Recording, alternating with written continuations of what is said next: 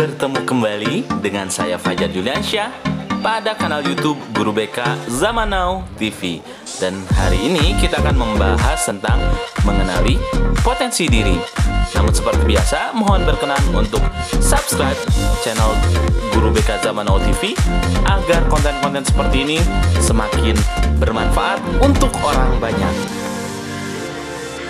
Berbicara mengenai potensi diri, potensi berasal dari bahasa Inggris to potent, yang berarti kekuatan. Setiap individu pada hakikatnya memiliki suatu potensi yang dapat dikembangkan baik secara individu maupun kelompok melalui latihan-latihan. Ada beberapa jenis-jenis potensi diri.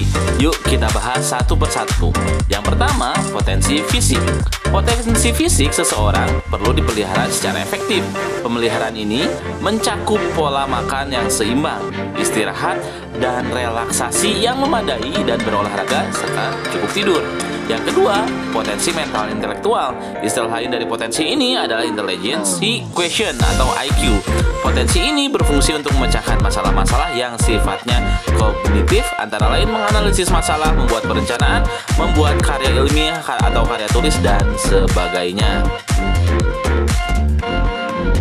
Selanjutnya adalah potensi sosial emosional.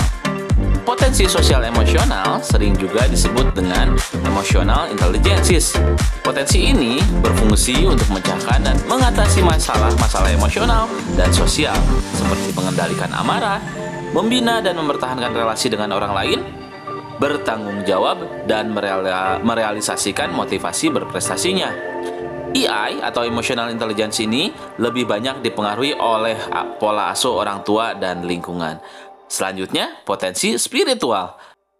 Spiritual quotient merupakan kecerdasan yang bertumpu pada bagian dalam diri kita yang berhubungan dengan kearifan di luar ego atau jiwa sadar. Nah, selanjutnya kita akan bahas tentang teori pengembangan potensi diri. Pertama, teori nature. Teori ini beranggapan bahwa kepribadian manusia terbentuk dari bawaan ketika lahir, atau juga dapat dikatakan potensi yang dimiliki karena faktor bakat. Selanjutnya, teori nurture. Teori ini menganggap bahwa kepribadian manusia terbentuk karena faktor luar lebih dominan daripada faktor bawaan. Selanjutnya, teori konvergensi atau keterpaduan. Teori ini menganggap bahwa hasil interaksi potensi yang dimiliki oleh manusia dan seberapa besar lingkungan mempengaruhi perwujudan potensi yang dimiliki itu merupakan munculnya bakat. Nah, selanjutnya kita bahas hambatan-hambatan pengembangan potensi diri. Yang pertama, tidak memiliki tujuan hidup yang tergambar dengan jelas. Yang kedua, kurang termotivasi untuk memobilisasi kemampuan yang ada pada dirinya. Yang ketiga, enggan untuk mengenali dirinya sendiri.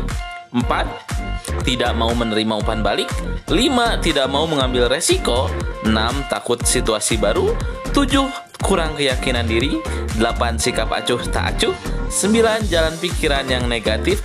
Dan yang terakhir, 10, selalu mencari kambing hitam. Itulah hambatan-hambatan yang dapat menghambat pengembangan potensi diri kita. Selanjutnya, kita bahas pengembangan diri dan aktualisasi diri.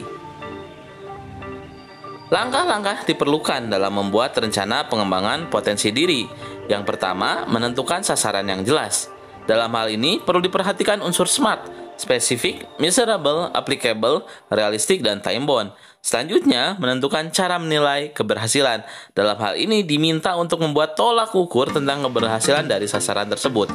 Yang ketiga, mensyukuri kemajuan walaupun hanya sedikit. Yang keempat, berani mengambil resiko karena setiap perubahan pasti mengandung resiko, baik resiko berhasil maupun resiko gagal. Selanjutnya, yang kelima,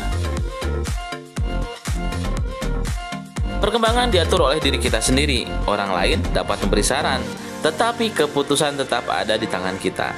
Yang keenam, memanfaatkan setiap kesempatan yang ada. Ketujuh, terbuka untuk belajar dari siapa saja dalam konteks pengembangan potensi diri. Kedelapan, belajar dari kesalahan dan selalu bersikap realistis.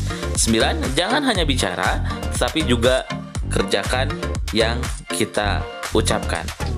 Dan demikian tadi cara-cara untuk mengembangkan diri dan aktualisasi diri. Kamu dapat pause jika pembahasan ini terlalu cepat. Dan terima kasih sudah mengunjungi kanal Guru BK Zaman Now TV. Kita akan segera kembali.